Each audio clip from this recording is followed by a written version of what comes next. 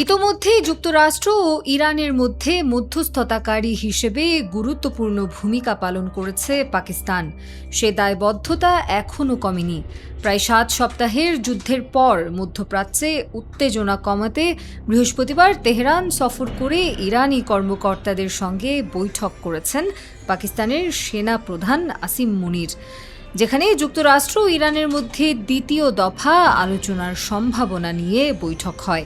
White house জানিয়েছে, পরবর্তী দফার আলোচনা অনুষ্ঠিত হলে তা সম্ভবত ইসলামাবাদে হতে পারে।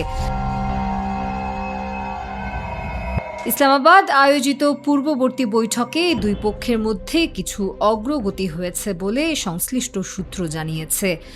এরই মধ্যে মধ্যস্থতাকারী দেশ পাকিস্তান যুদ্ধবিরতি শেষ হওয়ার আগেই নতুন দফার আলোচনা আয়োজনের চেষ্টা করছে।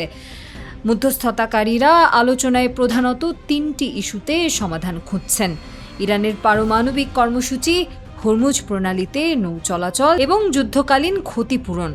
এদিকে ইরানের পররাষ্ট্র মন্ত্রণালয়ের মুখপাত্র ইসমাইল বাঘাই বলেছেন, ইউরেনিয়াম সমৃদ্ধকরণের ধরন ও মাত্রা নিয়ে আলোচনা করতে ইরান প্রস্তুত, তবে দেশের প্রয়োজন অনুযায়ী সমৃদ্ধকরণ কার্যক্রম চালিয়ে যাওয়ার অধিকার তাদের থাকতে হবে।